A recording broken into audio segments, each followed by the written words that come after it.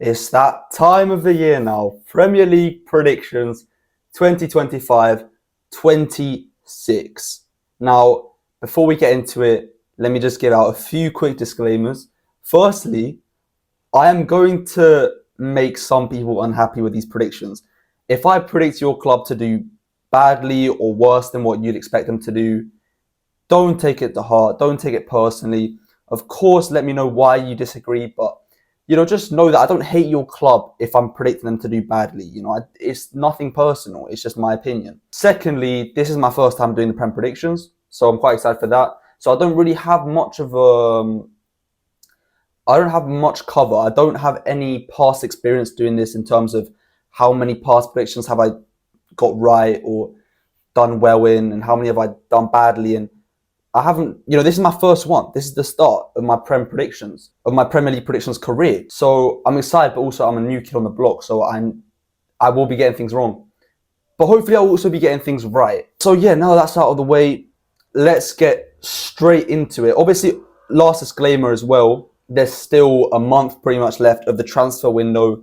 Moves can happen, obviously, and we just know how hard it is to predict things in football. So look, maybe Burnley go out and sign Mbappe next week, and obviously that would impact my predictions. But we're just going to try and do the best with what we've got and what we know right now. So if you're watching this in 2 weeks' time and something's changed, just take that into account. But yeah, let's get straight into it with my 3 relegated teams. Now, we're working from the bottom up, obviously. And I've included 2 of the newly promoted teams. I've got Burnley in there, I've got Leeds in there, and I've got West Ham. I've got Burnley in rock bottom, I've got Leeds in 19th, and I've got West Ham in 18th, just about going down. For the first time in over 10 years now. Now look, starting off with Burnley and Leeds. Obviously, they absolutely smashed it in the Championship. They both got 100 points. I think Leeds obviously won the league on goal difference, but Leeds their unique selling point was their attack. You tuned into Leeds to watch them score goals, to watch the talent they had going forward. They've got players like Wilfred Gnonto, Joel Perreault, even Daniel James was bagging goals for fun in the Championship. But that's my issue. Can you translate it into Premier League? Now, we know Daniel James has been in the Prem before for Man United. Didn't really work out, let's be honest. He had some bright moments, but most of the time it was just frustrating. Wilfred Gnonto has been in the Prem before. He did pretty well. He was pretty solid. Obviously, he didn't set the world alight, but he did, garner a lot of attention towards him because he did stand out in a pretty weak Leeds United side, which got relegated that year. But he's excelled in the Championship. And look, I do think obviously he's improved as a player since when he was last in the Prem. That's just natural. He's still quite young. He's developing. But that's the thing. I don't think I see any Prem proven players in this Leeds side. But then Burnley, on the other hand, their unique selling point, their area of expertise last season was the defence. They only conceded 16 goals, which in the Championship, when you play 46 games, is absolutely insane. But the reason why I think they're coming rock bottom, the main reason, is because the man that was the wall in goal, preventing more than 16 goals going in, and limiting the amount of losses that Burnley had to just 2 losses in 46 games, has gone to Man City. James Trafford, he's left. And it looks like they're going to replace him with Martin Dubravka, who, look, Dubravka is a proven keeper. He's experienced, but he's not James Trafford.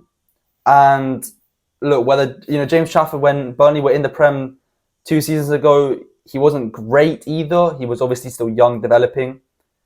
But the fact that Man City have come in for him shows me that he is rated highly and he is a quality goalkeeper. And you don't just concede 16 goals in the Championship without having something about you that you can translate into the Prem. Obviously, they've also got some good defensive talent. Bashir Humphreys, who they've just signed from Chelsea. I think he was on loan there last season as well. Yeah. But look, they've got a solid squad. It's good that they've managed to hold on to other key players. But I just think Burnley, as of right now, they also just haven't strengthened enough. And I'm looking at the players they've signed now. And I think, look, players like Axel Tuanzebe and Kyle Walker are interesting signings. But Tuanzebe was just in an Ipswich side which went down. Kyle Walker is 35 now. Look, it's a good signing, Kyle Walker. I think he does more good than harm. He has the experience. He probably still has something left to give in the tank for a side like Burnley, and I think he definitely will increase their chances of staying up. That being said, I don't know if it's enough. There are now talks that they've signed Broja from Chelsea as a striker. The thing is, look, Broja is a player who for me just hasn't had the legs in the Prem since that knee injury against Aston Villa in the friendly all those years ago. He's gone on loan to Fulham, Everton, I think. And even when he's been given the chance at Chelsea, it's not fallen for him. And it's sad because he's a talented player. He was very bright when he broke onto the scene at Southampton. And we thought there was going to be a big future ahead of him. Look, he could go and smash it at Burnley, and I hope he does, but I don't know. And now there's also talks they're going to sign Ugo Chukwu from Chelsea as well. He's a good player. I think he was good at Southampton last year as well, but he got relegated with them. So are these players needle movers? No. I think they're going to go straight back down. Scott Parker, look, is the absolute connoisseur in getting teams promoted and then sending them back down again. All the indicators for me point towards Burnley going down, and I've just stuck from the bottom because I just do not see enough quality in the squad. There's some interesting signings here. Like I said, the Kyle Walker, Twansebe, Marcus Edwards, Bashir Humphreys. They've strengthened. I don't think they've gotten weaker. That being said, their best player has gone, James Trafford. And look, like I said, their strength last season was the defence. In the Prem, you can't just have good defence if you're, a side like Burnley. You need to also be able to put the goals in. And now that they've lost their key player in the defence, in that area of the pitch, it's not looking good. And then for Leeds, kind of similar reasons. I don't think they've strengthened enough. I think signings like Sean Longstaff are just kind of run-of-the-mill. Lucas and Mecha. There's some good names in there, but none of them for me, again, are needle movers. None of them are players that are going to keep you up, grab the team by the scruff of the neck. And for me, Leeds will do a little bit better than Burnley, purely because I think the attacking talent there. But yeah, I don't see them putting up a fight, to be honest. And then 18th, look, West Ham. This is the one where I'm really going to have to explain myself because I know there's going to be a lot of West Ham fans who are angry with me. Firstly, they've had a horror window so far. They've signed Todibo for 40 million euros. Malik Diouf, who I don't know much about, I'll be honest, but they've signed him from Slavia Prague. And Callum Wilson and Kyle Walker-Peters. These, and again, they're not special signings. And for a team who, if the other relegated teams weren't as bad as they were, this team would have got relegated. I'm sorry, they just would have. Graham Potter, again, as a Chelsea fan, maybe my biases are coming in, but he's not a manager that inspires me at all. And yeah, bringing in a Callum Wilson at 33 years of age. They've also lost Kudus. I do see a way out for West Ham, but the thing is, the only way I see West Ham staying up is if another team stoops below their level. I don't think there's quality there that can claw them out. Obviously, Jared Bowen is a fantastic player. And if someone's going to do it, it's going to be him. But can he do it by himself? Because who else really is there now that Kudus is gone? Paqueta. And look, with West Ham, we all thought they were going to do well last season after they had their window where they signed a lot of good players like Somerville, Fulkrug. I think Edson Alvarez also signed that window. Maybe he was signed the year before. I think they said Wan-Bissaka last year as well. The thing is, they've got good players in there, but it's a combination of the manager, who I don't rate, obviously. I don't see a strong enough core to stay in the Premier League. I think that's my main point. I think taking Kudus out and not having replaced him yet, maybe they will, but so far they haven't really replaced him. And the signings they've made don't give me an indication that they will stay up. Because guys, let's be honest. This is the most competitive the Premier League has ever been. The Prem has never been more congested. There's never been more equally distributed talent. There's world-class players, maybe not world-class, but there's borderline world-class players in every single squad. Whether it be mid-table, whether it even be bottom half of the table, whether it be obviously the top four, the big six. There's quality everywhere. Tottenham finished 17th last season with a pretty decent squad. Yes, they had their issues and this and that, but my whole point is that there really is now no longer any right to stay in the Premier League just because you're an established club. I think the reason why I put West Ham to go down and not Sunderland, who I've got in 17th, is because Sunderland have shown so much ambition. And look, this is the thing. I was so close to sending the 3 promoted teams back down because, look, it's happened the last 2 seasons. Sunderland were the worst out of the 3 who got promoted. They obviously got promoted through the playoffs, but they were like almost 30 points off. I think 24 points off, obviously, the top 2, Burnley and Leeds, or Leeds and Burnley. But they've strengthened everything. I mean, there's Prem proven talent in there like Simon Adingra, who may not have been the most consistent player for Brighton. He may not have started week in, week out, but he knows the league. He's had good performances, good games. Habib Diarra is a big talent coming out of Ligue 1 for Strasbourg. He is one to keep an eye on. Enzo Lefebvre, obviously they had him on loan last year. They managed to keep on to him, which is huge. Because obviously that's the thing, you don't want to revamp the whole squad. Ideally, you want to keep some of that core that got you up, just so you don't kind of blow it all up when you've got momentum. I mean, there's always that one team that comes up that everyone sort of has a soft spot for. They're more of the underdog. And everyone always sometimes predicts them to stay up and shock the world, like Luton, Ipswich. And it just never really happens. But I think this time, Sunderland can really stay in this. Granit Xhaka is such a class signing as well. Reynildo is a good one as well. So they've got in the combination of experience with the young guys like Diarra and Adingra. They've also signed some other guys here who I don't know much about. But they're showing ambition. And they haven't really lost anyone too big, except for obviously Joe Bellingham's a big loss. And then also Tom Watson, who scored, I think, the winning goal in the playoff final. They've lost him to Brighton and obviously Joe Bellingham to Dortmund. But I do think Sunderland have what it takes to stay up. And it's just going to be a case of, can they rise up to the occasion? And it's so hard to predict. That's why I just about put them in 17th, just about staying up. But I believe in them, man. And I wish them the best. Next, I'm going to start going quickly through these mid-teams because, from like 16th to 10th, a lot of them are just going to be 1, 2, 3, 4 points away from each other. There's not much in between them. In 16th, I've gone with Wolverhampton, with Wolves, whatever you want to call them. Again, I could go through the signings they've made or not, but look, they haven't. Bottom line is they've lost 2 of their best players. They've lost Cunha, they've lost Nori. Have they really replaced them?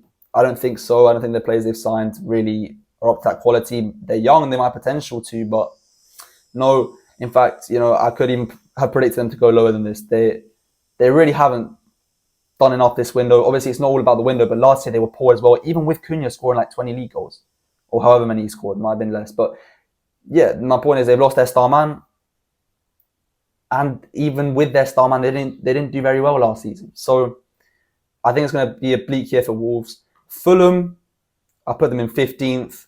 Again, Fulham, when they came up, how long was it since they got promoted again? Was it 2 seasons ago now?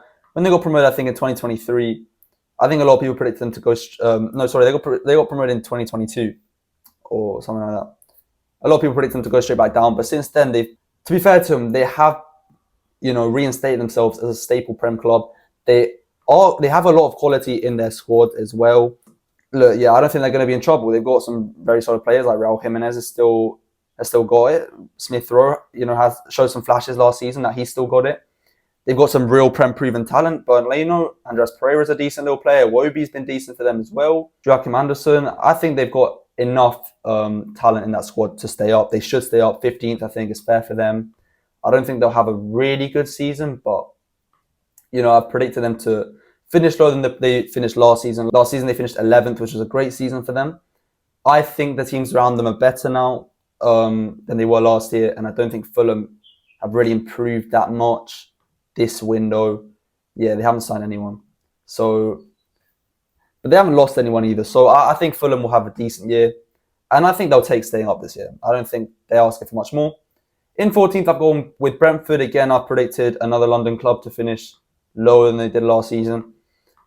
This time it's a bit more obvious. I mean, look, Brentford are a solid club, a very, very solid club. And they made some good business. But they've also lost Mbomo and they're probably going to lose Wissa to Newcastle. Those are their 2 best players. You got combined 40 goals or something like that last year, let alone the assists. They got 40 goals combined in the Prem. And they've gone to league rivals, Man United and Newcastle. Wissa obviously not done yet, but it's going to happen, I think, let's be honest. And if it's not Newcastle, it'll be someone else. So I don't think it's that harsh to bring them down from 10th to 14th. I actually think it's quite kind on them. But I do think they still have a very solid squad, like I said. But like I've said, they've done some good business. Kelleher I always thought when he was at Liverpool as backup keeper, I always thought he had what it took to be a starting Prem keeper. Finally, he's going to get the chance for that now. We'll see how it goes. Look, as a Chelsea fan, I know how this guy performs in cup finals, especially. I know he's a solid keeper. He's going to do well for them. And then Jordan Henderson as well, keeping that sort of Liverpool theme. They've signed him on a free from Ajax, which is, look, I think this is less so of like a Granit Xhaka deal to Sunderland. It's more sort of like a Kyle Walker to Burnley. Jordan Henderson's past it. I think he's gone. Like 35 years of age now. Even towards the latter end of his time at Liverpool, he was just not looking great. And obviously he went to Saudi, Ajax. He had a bit of a rough time there. Look, I think it's certainly an ambitious signing because he's a big name and he can bring that experience as well, like Kyle Walker. So I don't think it's necessarily harmful. They signed him for free. But is that really your Norgard replacement? Because they've also lost Norgard. That's another one. Yeah, man. It's tough for Brentford. They've lost a lot of talent. Flecken as well. They lost their keeper Flecken too. Yeah, I actually think I've been quite kind with Brentford in 14th. But again, I wouldn't change the ranking right now, I can't lie, because I think the clubs I put below them also have their issues. But Brentford are in for a tough one. If obviously, like I said, they could turn this window around, sign some good players, and they should because they've got a lot of money from selling in Burmo and Norgard and Flecken and now Wissa. But yeah, it'll be up to them. Will they use that money and spend it on the club and the players? Will they maybe reserve it? We'll have to wait and see. That we can't predict. But they're in 14th and 13th is Everton. Everton. Look, they're never going to go down, are they? They're definitely not bad enough to go down. They're a very solid side. They haven't made much noise this window. They've signed Barry from Villarreal, who honestly I don't know much about him at all. He's a forward from Villarreal for 30 million euros. So, and he's young as well. We'll see how he pans out. Carlos Alcaraz, not the tennis player, the midfielder. They signed him on a permanent. He was solid last year when he was on loan from Flamengo. I think the big thing for me here is that they've got David Moyes back, and he seemed to steady the ship last season when Deitch left. There's a bit of commotion. Everton were kind of lingering around the bottom of the table, not the bottom, but relegation zone. Moyes came in, and he did really change it around. He turned it around for Everton. They were much more solid towards the end of the season, and they managed to finish in a pretty respectable position. They finished in 13th. I predict them to stay 13th this season. But watch out for Everton. I don't think they've got much X factor, which is why I don't think they can really... I think their ceiling might be 13th, 12th, 11th. But look, David Moyes might work his magic. Now in 12th, I've gone with Brighton. So Brighton, the thing is with Brighton, I have predicted them to do worse than last season. But the thing with Brighton is that they just always pull it out the hat. They always do. You always think this is the year where you've just lost too many key players. And you haven't bought any experience, or even just known player to replace him. You're just praying that some guy from Venezuela or Ecuador, the academy, fills his boots pretty much. And it always just happens. It always works. And again, I'm not counting out that method this year either, because I'm putting them at 12th, which obviously is 4 places lower than last season, but it's still a solid, comfortable finish in the Premier League. But how much longer can they get away with it? I don't know. They've signed an 18-year-old from Greece for 35 million euros. Look, I'm now an unk in football. I don't know these young guys that are playing for Olympiacos and all these other European nations. So this guy could be a needle mover. He could be class, but if you're signing an 18-year-old from the other side of the continent, it's always a risk if you're paying 35 million euros, and especially if you're Brighton. But Brighton have money to spend. So whatever they spend that on is their business. But they have, again, lost a lot of quality. Joao Pedro being the main one. They've sold Adingra, who was good depth going forward. They've obviously sold him to a Prem rival as well in Sunderland. They've lost Estupinian as well. They've sold Barco to Strasbourg, but I don't think he really had a place in the team. But yeah, again, I don't know the guys they've signed to replace them with. So they could be good. They could be good players. I'm sure they are talented, but Obviously, Tom Watson, we know, he was from Sunderland. But yeah, the guys they signed from Verona and Bruges and Olympiacos, these guys, it's just a matter of waiting and seeing. They've got Herzl as manager, who I really rate. He's obviously so young, he's 32, following that Brighton model. And yeah, but I do think they've got a bit more business to do if they want to raise their ceiling from a 12th to maybe, like last year, like an 8th, and even pushing for Europe. I think that is a must for them. But anyways, in 11th, I'm sure you were all wondering when it was coming. It's Manchester United. Obviously, I'm going to predict them to do better than last season. I do think they have gotten better, and Bournemouth and Cunha are good signings, very good signings, especially going forward in areas which they really did lack.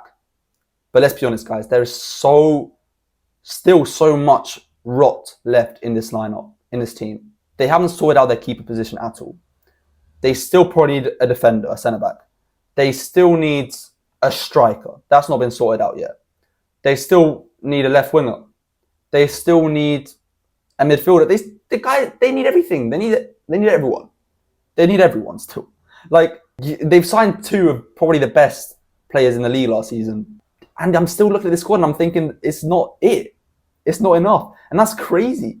But the biggest issue for me with United, which is the reason why I think they're going to finish 11th, is that I don't think they're going to make these signings that they need to make because they haven't made any money. They haven't sold anyone yet. 6 players have left the club. They've made £0. Rashford on a loan. A few academy players on a loan, and they've lost Lindelof, Eriksson and Evans on a free. So how are they meant to sign a world-class keeper? Not even a world-class keeper. How are they meant to just sign a keeper? How are they meant to sign a world-class striker? I mean, it's United. They'll find a way, but they need to make these sales quick. Garnacho, why is he still there? Sancho, why is he still there? Rashford, why couldn't you get him out on a permanent? Could you not find anyone who wanted to pay some money for him? He's only 27. Malacia, why is he still there? Højlund, what's going on? And I'm sure we're going to see sales as it comes, but the fact they left it so late means they're definitely going to have to sacrifice improving the squad in one area or 2. And that's going to be costly. I've got United at 11th. I even think that might be a little bit kind. But I do think players like Cunha and Mbeumo, and if they sign Šeško as well, that's a dangerous front 3. And I think they have to improve as well. Amorim as well is going to have to improve. But 11th still for me would not be enough if I was a United fan. But I think that's what they're going to get.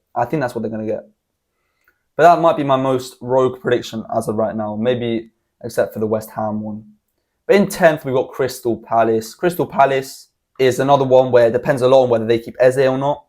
The problem is with that is sometimes it seems like they're going to keep him, and then sometimes it's like, oh, he's going to Arsenal, and now suddenly Tottenham are involved and Chelsea are lingering. But so far, Palace haven't done anything wrong. They haven't done anything right this window either. They haven't signed anyone really of note. They haven't sold anyone of note either. They've got a really obviously young and developing squad, but they've also got big players like Mateta. Wharton's obviously a key player. Eze is the guy. Dean Henderson. They've got a solid core. Gueye as well. If they keep Gueye and Eze, I think they could definitely get 10th. Definitely. Even with European football, Conference League, they could get 10th. I think they've got such a solid core, Palace. And I really do love Palace. I really like them. And I hope they do well this season. But I also hope they keep Eze and Gueye. Unless Gueye is joining Chelsea and Eze is joining Chelsea, which I don't think they will at this point of the window, especially not Eze, I think they'll do well. I think they will. So in 9th place, I've gone with Bournemouth. It's the same place where they finished last year. And look, Iraola, I rate him highly as a manager. I think he's definitely got a steady ship going with Bournemouth. I don't know if they're ready to make the step up to challenge for Europe, like Aston Villa did a few years ago, like Newcastle started doing, like Nottingham Forest did last year. I don't think they've got that quality in them yet. I don't think they do. But I also don't think they lack that much quality either. Like, I think they do have, a very solid core. Issue is, obviously, they've lost Huyson and Kerkez. Those are 2 huge players, especially in the defence. That's going to be an issue. Look, the thing is, a lot of mid-table clubs have lost big players and will lose big players. I mentioned Eze might go, Gueye might go. We mentioned, obviously, Cunha's left Wolves, and Berman Wissa leaving Brentford. João Pedro with Brighton. So, yes, they're obviously getting weaker having sold these 2 players. But I still do think they have a good enough team and a good enough manager for sure to finish top half. Again, I don't think they've got what it takes to push for Europe, to be honest. It also depends a lot on whether they keep Zabani and the rest of their top players, Justin Kluivert. But yeah, I also think they need to do a bit more in the window. I'm going to be honest. I think Petrovic is obviously their main signing so far. They signed him from Chelsea for around 30 million euros. He was one of the best keepers in France last year. I was kind of upset that we sold him, but it is what it is. One thing I'll say, Bournemouth love signing keepers from Chelsea. They love it. They signed Begovic like maybe 8 years back. Then they signed Kepa last year. Now they've signed Petrovic. There might be another one in there that I'm forgetting. Yeah, Petrovic is a decent goalie. He will definitely be solid for them in net. But they do need to add some more to the team, considering what they've lost.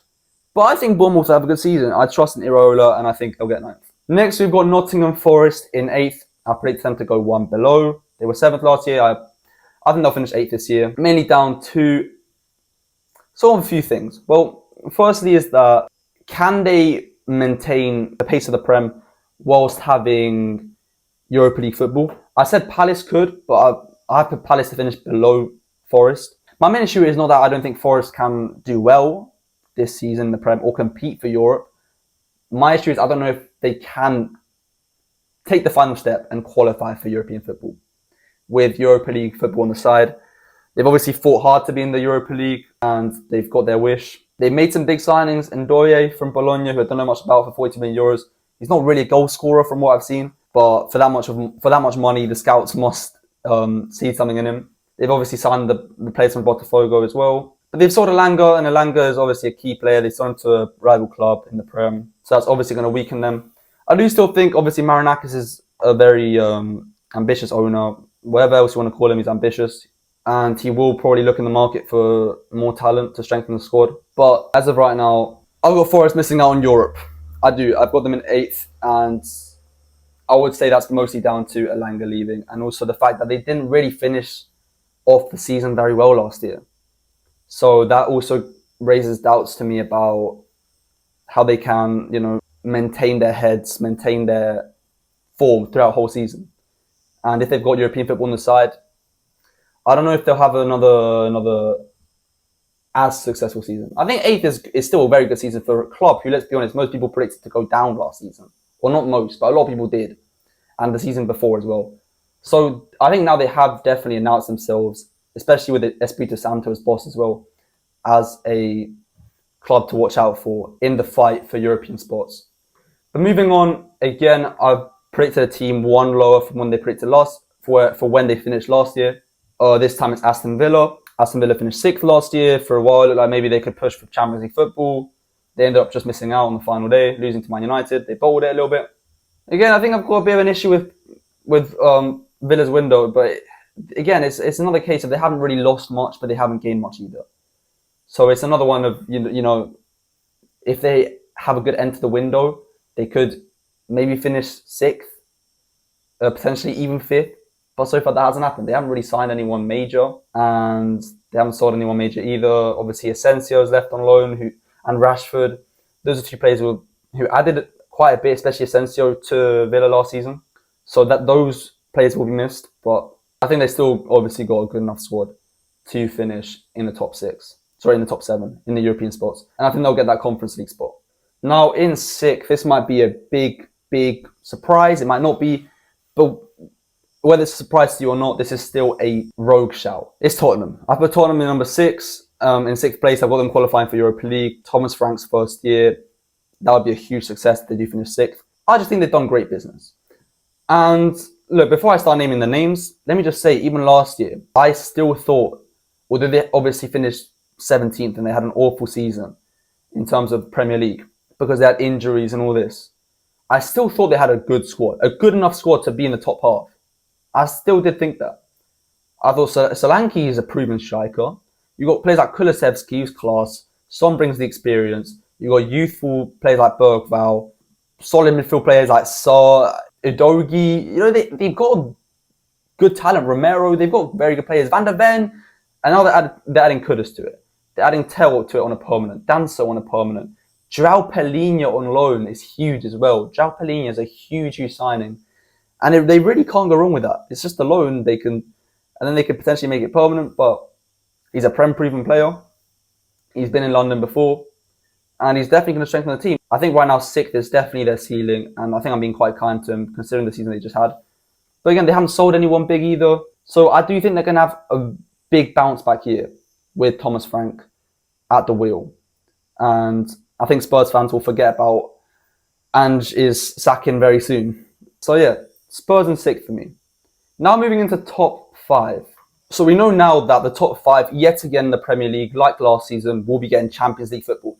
So from now on, these are my Champions League clubs. Yeah, my clubs qualifying for Champions League. And in 5th, I've gone with Newcastle. Slap bang the same spot they finished last year. And when I was first making this, or first thinking about where I was going to put these teams, I was thinking Newcastle, I was thinking about putting them lower. And the reason for that was Isak. Because, the guy is, apart from being just a world-class striker, who can guarantee you 20 plus goals a season in the league, the guy is also just the face of the club. The fans were, bringing out banners of him at the stadium, tifos.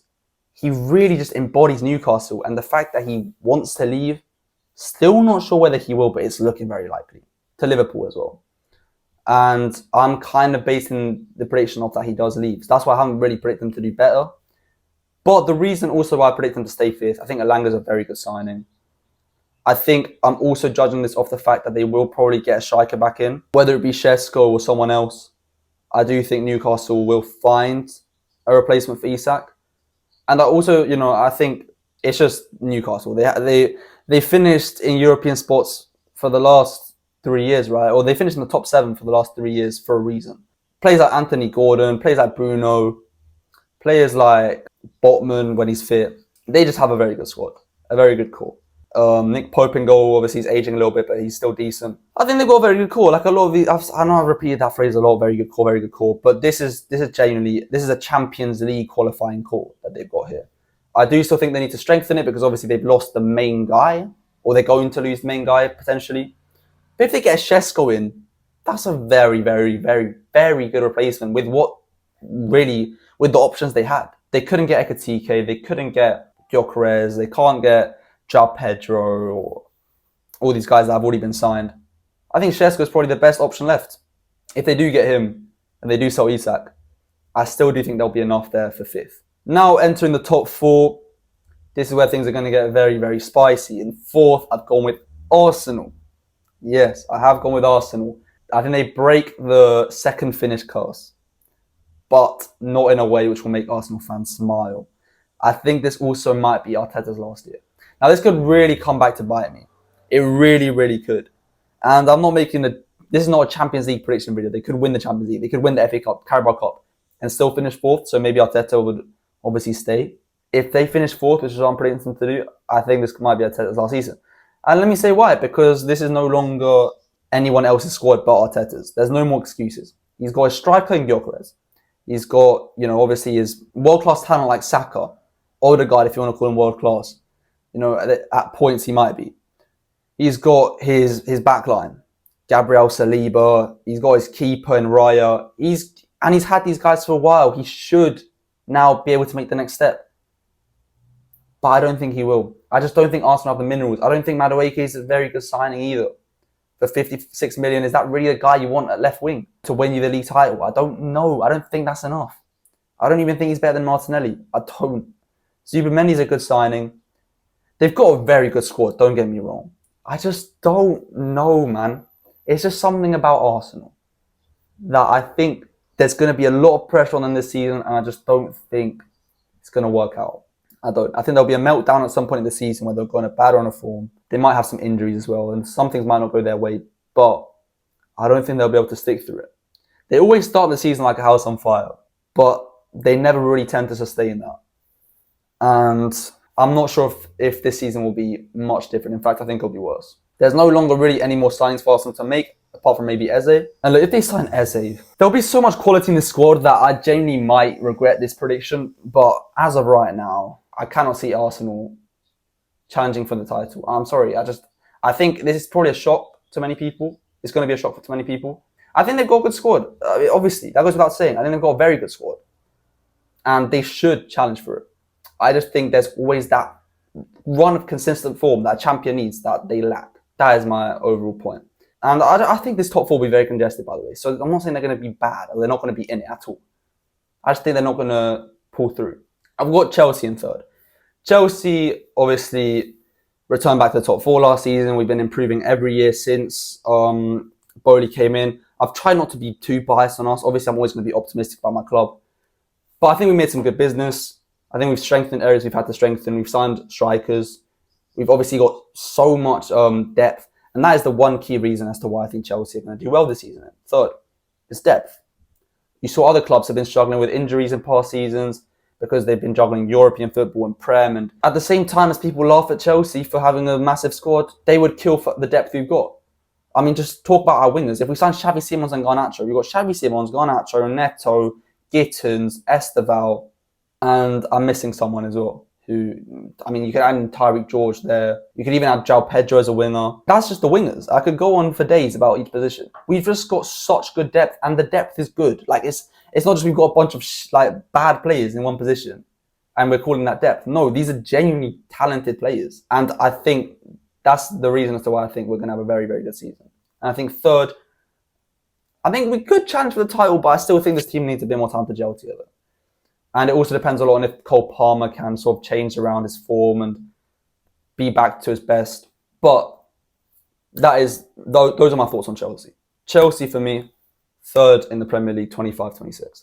Now, top two left. I'm just going to go straight into it. City second, Liverpool first. I don't think there should be too many eyebrows raised at this prediction. City have obviously strengthened a lot. Aït-Nouri, Reinders, Cherki, Trafford. Those are four very solid players who I think might start in their positions, especially Cherki. Maybe not. Actually, no, Cherki might not start. I think Aït-Nouri should start at left back. I think Reinders could definitely start in midfield. And I think Trafford will probably start in goal as well. Cherki, I think, for me, might take a bit of time to integrate in the starting lineup, but I think at a certain point, he's a player you signed to eventually have in the starting lineup. He's so talented. So they've definitely had a good window. And I think they're definitely going to be more consistent than last year. Obviously, they've lost De Bruyne, but I don't think that's that big of a loss in today's day, in today's age. I think we kind of all knew he was going to leave and he wasn't really contributing as much. He had injuries and this and that. But this has been a very solid window, and we saw the quality these new players brought in the Club World Cup. Players like Cherki, Aït-Nouri, Reinders, obviously they went out quite early. But especially in the game against Juventus, which I watched, Aït-Nouri was on fire, Reinders was good. And obviously Cherki didn't play much in that game, but he was very good when he played in his cameos in that tournament. They're going to have a good season. But they're just about going to miss out on Liverpool Football Club. Who, look, a lot of people are saying they're not going to go back to back. I'm telling you right now, look, there's criticisms of people saying you can't just buy the best player in the world in every position, or not really best player in the world, best player in the league in every position, and just hope it works because of the sheer quality. I do hear that sometimes. But in this case, no. I'm sorry, I don't hear that. Because they've already got a Prem winning squad. They've already got a Prem winning core. Alisson, Van Dijk, Gravenberch. You could throw in players like McAllister and Szoboszlai in there. You could throw in, obviously, Salah. But you add in Florian Wirtz. You add in Ekitike. You add in Kerkez and Frimpong. And Isak, if he signs, guys. This has to win the Prem. And I cannot see any other alternate reality dimension possibility where Liverpool aren't crowned champions next May. I can't, genuinely cannot. I physically cannot. I can't see City lifting the trophy. I can't see Chelsea. I can't see Arsenal. I definitely can't see Spurs United or Newcastle. It's Liverpool. This probably is the most, predictable prediction of the lot. Liverpool will win it back to back. Arne Slot is at the wheel. He's won his first year. The players are going to be fired up. Everyone wants to join Liverpool. It's such an attractive place to be right now. And if they just get Isak, it's just going to be the absolute perfect window. And they're going to absolutely explode. I'm sorry they will. I don't see any other alternative. Liverpool Football Club Premier League champions 2025-26. You've got the whole table here on the side. Now, obviously, a lot of you are going to disagree with what I'm saying. Some of you might agree, but just let me know in the comments where you disagree, what you change, and why. And we'll be reacting to this next year. We'll be seeing how I did, and hopefully I do well in my first predictions. But we'll see. I don't think I had many rogue shouts in there. Maybe West Ham going down is quite controversial. Maybe Spurs finishing 6th is a little too soon. Maybe I predicted United to be too low. You let me know. But yeah, like and subscribe. Thank you a lot for watching all the way through, and I'll see you in a bit.